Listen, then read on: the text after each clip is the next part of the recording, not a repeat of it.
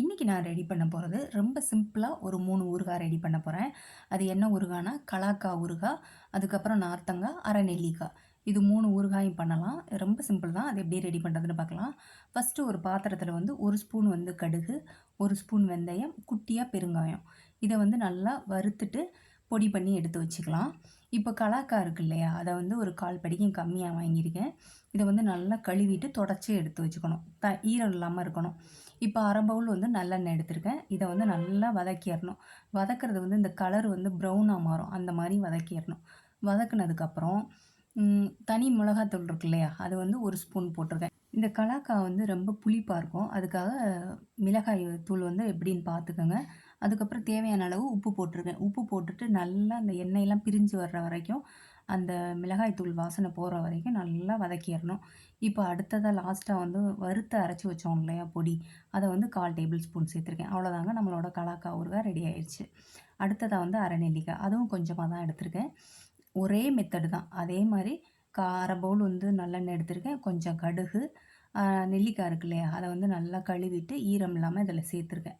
நல்லா தொடச்சிடணும். தொடச்சிட்டு தான் சேர்க்கணும். இப்போ வந்து இப்போ நம்ம செய்கிறோம்ல 3 ஊறுகாயும், அதில் வந்து தண்ணியே இருக்கக்கூடாது. அந்த காயில் வந்து தண்ணி இருக்கக்கூடாது. நல்லா கழுவிட்டு தொடச்சிட்டு தான் செய்யணும். இப்போ வந்து 1 ஸ்பூன் வந்து மிளகாய் தூள் சேர்த்துருக்கேன். இப்போ வந்து தேவையான அளவு உப்பு சேர்த்துக்கலாம். உப்பு கொஞ்சம் பார்த்தே சேர்த்துக்கோங்க. சேர்த்துட்டு நல்லா அந்த பச்சை வாசனை போகிற வரைக்கும் நல்லா வதக்கிடணும். வதக்குனதுக்கப்புறம் லாஸ்ட்டாக வந்து நம்ம பொடி சேர்ப்போம் இல்லையா, 1/4 டேபிள் ஸ்பூன் அந்த வறுத்து அரைச்ச பொடி இருக்கு இல்லையா, அதை இதில் சேர்த்துடலாம். சேர்த்துட்டு 1 நிமிஷத்தில் நமக்கு ரெடி ஆயிருங்க. நம்மளோட நெல்லிக்காய் ஊறுகாய் ரெடி ஆயிருச்சு. அடுத்ததாக வந்து நார்த்தங்காய் இருக்கு இல்லையா, நார்த்தங்காய் வந்து 2 நார்த்தங்காய் எடுத்திருக்கேன். இதை என்ன பண்ண போகிறோன்னா, குட்டி குட்டியாக கட் பண்ணியிருக்கேன். இங்கே பாருங்கள், இந்த சைஸில் நான் கட் பண்ணியிருக்கேன். கட் பண்ணிவிட்டு இதுக்கு தேவையான அளவு உப்பு சேர்த்துருக்கேன். உப்பு சேர்த்துட்டு நல்லா மிக்ஸ் பண்ணி எடுத்து வச்சுக்கலாம். இப்போ அடுத்ததாக வந்து அரை பவுல் வந்து நல்லெண்ணெய் எடுத்திருக்கேன். அதே மெத்தட் தான், இப்போ செஞ்சோம்ல அதே தான்.